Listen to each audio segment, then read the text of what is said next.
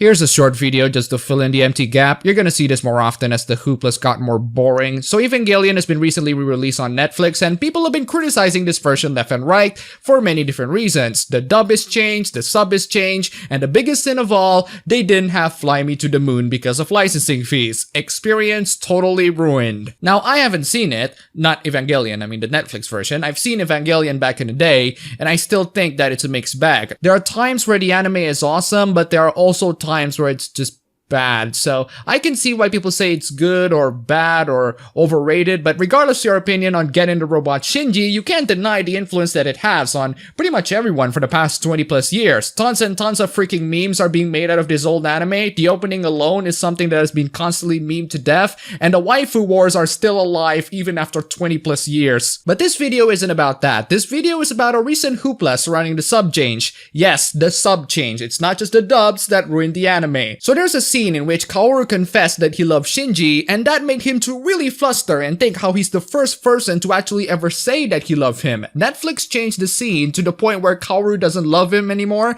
and that now Shinji said that he's worthy of his grace? What? Also, side note, Netflix is merely the publisher of the new retranslation. The new subs and dubs are done by VSI Group. Now, some people think that this is Netflix straight washing Kaoru, one of the best gay supervillains in anime ever.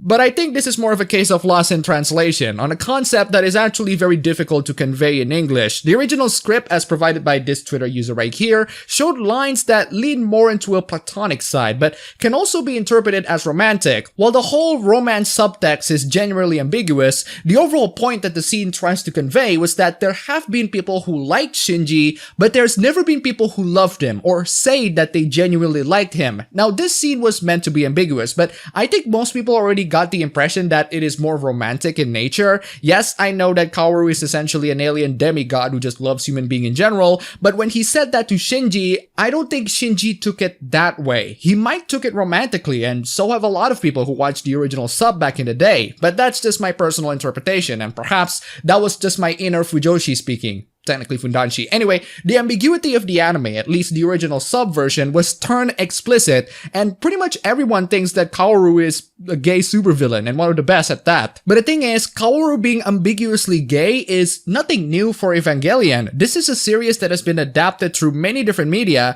including being remade entirely. Him being gay depends entirely on which official work that you consult to, and this isn't exclusive to Netflix's Evangelion. There are some official works depicting him as very much gay, like the manga, or maybe even the video game. Then there's the original Japanese anime that was meant to convey a more platonic relationship, but it's difficult to convey that in English without translator notes, and that's why you should go with subs, guys. Since people are already getting the impression for 20 plus years now, I don't see anything wrong with just making him gay already. But again, that's just Fundanshi me being biased, and Kaoru isn't exactly human. Still, I don't think that Netflix or the translator team did anything malicious here. The worst thing that they did was poorly translating and conveying the ambiguity of the original script, but they didn't straight up wanting to perish all of the homos or something along those lines, and unfortunately it seems that Evangelion Netflix was making changes that shouldn't have been made, but I believe that the changes that they made stem from anything other than maliciousness. It's just the translators being either lazy or stupid or